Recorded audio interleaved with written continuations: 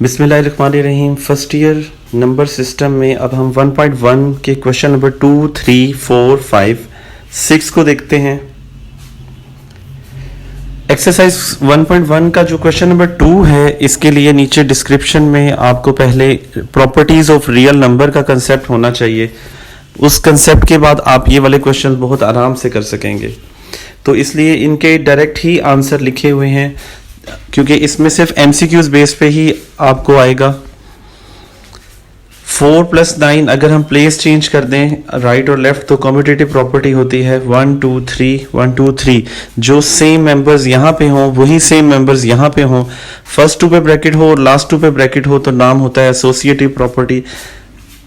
नीचे भी सेम यही हुआ है, same associative property with respect to addition. अगर ऐड हो रहा है और अगर बीच में मल्टीप्लाई होता तो वो विद रिस्पेक्ट टू मल्टीप्लिकेशन हो जाता। कोई चीज ऐड करने से 100 की आइडेंटिटी चेंज नहीं हुई, मतलब 100 ही रहा, तो एडिटिव आइडेंटिटी हो गया। कोई चीज मल्टीप्लाई करने से 100 की आइडेंटिटी चेंज नहीं हुई, तो अब मल्टीप्लाई किया तो मल्टीप्लिकेटिव आइडेंटिटी। कोई चीज 6 वाले में ऐड किया लेकिन इसके ऑपोजिट नंबर से कि आंसर 0 आ जाए, ऐसी कोई भी चीज जिसमें ऑपोजिट साइन से ऐड कर दें आंसर 0 आ जाए, तो ऐड किया है तो एडिटिव, साइन चेंज किया है तो इनवर्स। नीचे भी यही किया हुआ है, ए में ऐड किया हुआ है -a, तो एडिटिव इनवर्स। उसके बाद प्लेस चेंज की, ये फर्स्ट वाला यहां एडिशन था, यहां मल्टीप्लाई आ गया, कम्यूटेटिव प्रॉपर्टी। कोई चीज लेफ्ट साइड से मल्टीप्लाई हो रही हो तो लेफ्ट डिस्ट्रीब्यूटेड, कोई चीज राइट साइड से मल्टीप्लाई हो रही हो तो राइट डिस्ट्रीब्यूटेड। ये वाली प्रॉपर्टी एसोसिएटिव हम पहले सेकंड और थर्ड में पढ़ चुके हैं कि 3 एलिमेंट्स होंगे, जो यहां लिए होंगे वही दूसरी साइड पे भी लिए होंगे। फर्स्ट 2 पे ब्रैकेट, लास्ट 2 पे ब्रैकेट, एसोसिएटिव। लेफ्ट साइड से मल्टीप्लाई हो रहा है लास्ट वाले में, तो हमारे पास लेफ्ट डिस्ट्रीब्यूटेड आ जाएगी।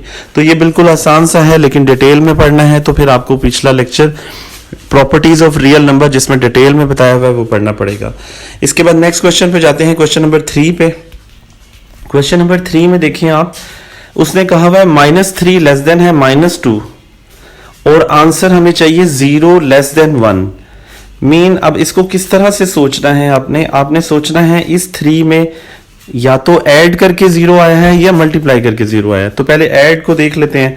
अगर मैं इधर इस क्वेश्चन में 3 ऐड कर दूं दोनों तरफ, तो क्या मेरे पास ये आंसर आ जाएगा?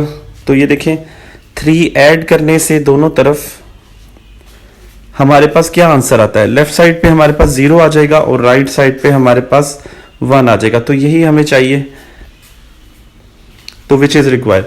और क्योंकि ऐड कर रहे हैं तो एडिटिव प्रॉपर्टी ऑफ ऑर्डर, तो हम इसको एडिटिव प्रॉपर्टी कहेंगे। तेजी से देखते हैं इन क्वेश्चंस को। अब देखें, -5 को पहले ऐड करके सोचते हैं कि ये आए, तो ऐड करने से नहीं होगा, मल्टीप्लाई करने से ये वाला हो जाता है सॉल्व। कि अगर -5 को मैं किससे मल्टीप्लाई करूं कि 20 आ जाए। जी सोचें जरा। ओके, तो -4 से अगर मल्टीप्लाई करें, 4 से भी मल्टीप्लाई कर सकते हैं, लेकिन माइनस से क्यों किया? क्योंकि हमें यहां आंसर में +20 चाहिए था। तो +20 करने के लिए माइनस से मल्टीप्लाई किया। अब फर्क क्या आया? फर्क क्या आया कि ये वाला जो साइन है इनइक्वालिटी का, ये भी चेंज हो जाता है जब माइनस से मल्टीप्लाई करें।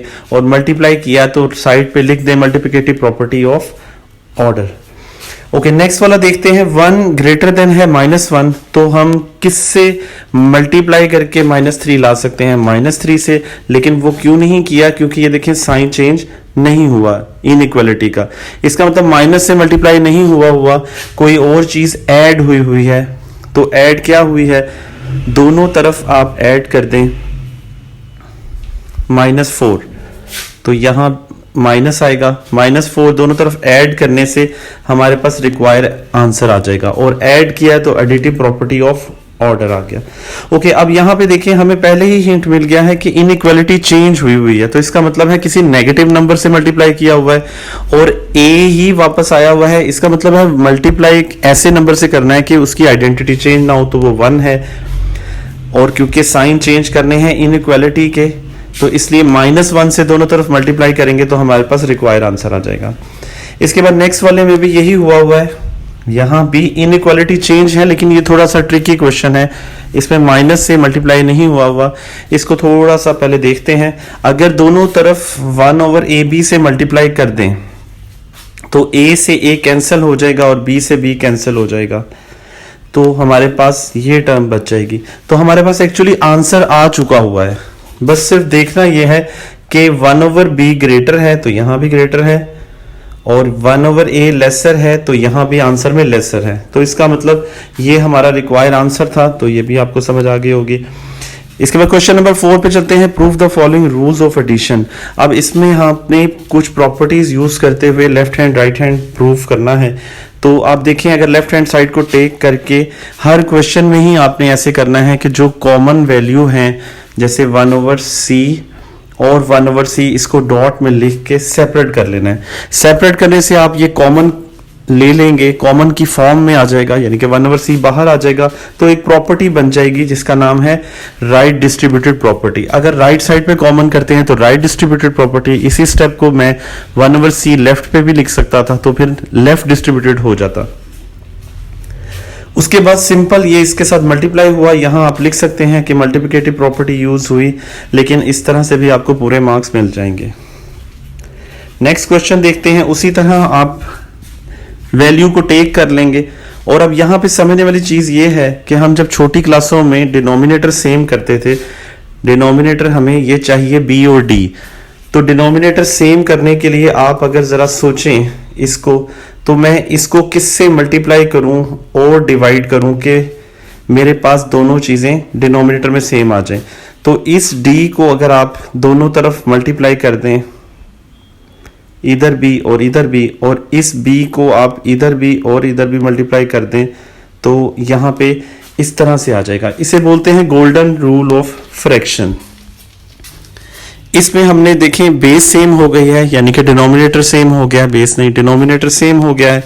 तो डिनोमिनेटर सेम हो जाए, अभी पीछे किया था उसको डॉट प्रोडक्ट की शक्ल में थोड़ा सा लिख के कॉमन निकाल लेंगे, यानी कि 1/BD, पहले 1/C लिखा था पिछले क्वेश्चन में, इसमें 1/B और D लिख लेंगे, और लेफ्ट साइड पे कॉमन लिखा है तो लेफ्ट डिस्ट्रीब्यूटेड, और अगर राइट साइड पे लिखा है तो राइट डिस्ट्रीब्यूटेड। उसके बाद सिंपल ये मल्टीप्लाई करेंगे तो मल्टीप्लिकेटिव, और ये आंसर हो जाएगा। तो ये इसको जरा क्विकली देख लेते हैं। नेक्स्ट क्वेश्चन, क्वेश्चन नंबर 4 है। इस क्वेश्चन में भी आपको देखें डिनोमिनेटर सेम करना है, तो डिनोमिनेटर सेम करने के लिए 12 को किससे मल्टीप्लाई करें कि 36 आ जाए, तो हम 3 से मल्टीप्लाई करेंगे, और 18 को किससे मल्टीप्लाई करें कि हमारे पास 36 आ जाए, तो 2। सेम नंबर से मल्टीप्लाई और सेम नंबर से डिवाइड करने को गोल्डन रूल ऑफ फ्रैक्शन बोलते हैं, और उसके बाद मल्टीप्लाई करने के बाद आपके पास 1/36 दोनों में आ गया।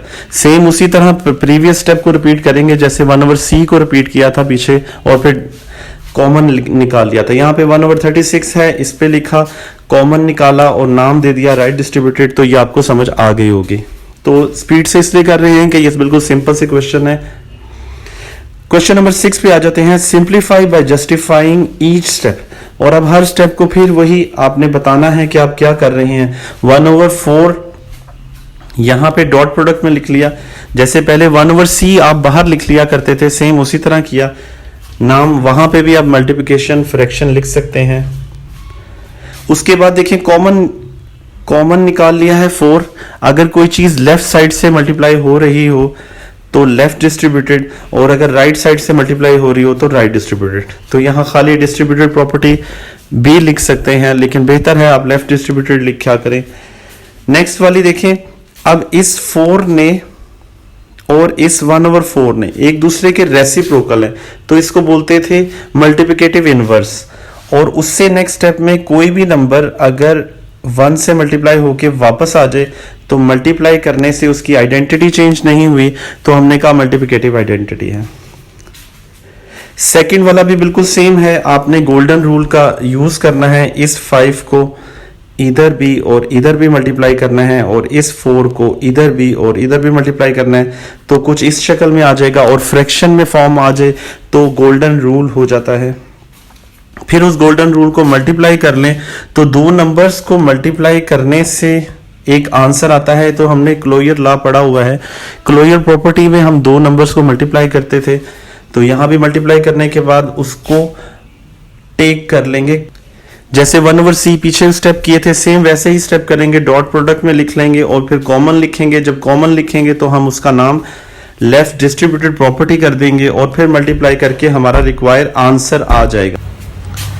तो सेम यही काम हुआ, लेफ्ट डिस्ट्रीब्यूटेड प्रॉपर्टी बन गई। लेफ्ट डिस्ट्रीब्यूटेड प्रॉपर्टी ऐड होने के बाद दो नंबर्स ऐड हुए तो नाम क्लोजर प्रॉपर्टी हो गया। या उसके बाद अब देखें, गोल्डन रूल की दोबारा जरूरत पड़ी क्योंकि सेम नंबर से मल्टीप्लाई किया 20 से और सेम नंबर से डिवाइड किया, तो सेम नंबर से मल्टीप्लाई डिवाइड करने को गोल्डन रूल बोलते हैं। और उसके बाद ये 20, इसको थोड़ा जूम कर लेते हैं, 20 एक दूसरे का रेसिप्रोकल है, तो रेसिप्रोकल में इनवर्स ला आ जाएगा, यानी कि मल्टीप्लिकेटिव इनवर्स। और फिर अगर 9 1 के साथ मल्टीप्लाई होके वापस 9 ही आ जाता है तो आइडेंटिटी यानी कि मल्टीप्लिकेटिव आइडेंटिटी इसका नाम हो जाएगा। तो ये भी आपको समझ आ गई होगी। लास्ट क्वेश्चन बिल्कुल सेम है, ये आप खुद ट्राई कीजिएगा, थोड़ा सा एक्सप्लेन कर देता हूं। आपने उसी तरह पहले गोल्डन रूल के लिए मल्टीप्लाई डिवाइड करना है, फिर गोल्डन रूल में कॉमन लिखने के बाद उसका नाम बता देना है कि लेफ्ट डिस्ट्रीब्यूटेड है, और जब लेफ्ट डिस्ट्रीब्यूटेड हो तो मल्टीप्लाई करने से हमारे पास इस तरह की एक शक्ल आ जाएगी। और यहाँ पे ए और बी की प्लेस चेंज करने को कम्यूटेटिव प्रॉपर्टी बोलेंगे। एक दूसरे का इनवर्स है ये ए और 1/a, तो नीचे लिख देंगे मल्टीप्लिकेटिव इनवर्स, और 1 से मल्टीप्लाई होने से मल्टीप्लिकेटिव आइडेंटिटी आ जाएगा। तो ये हमारी एक्सरसाइज कंप्लीट हो जाएगी इस तरह से।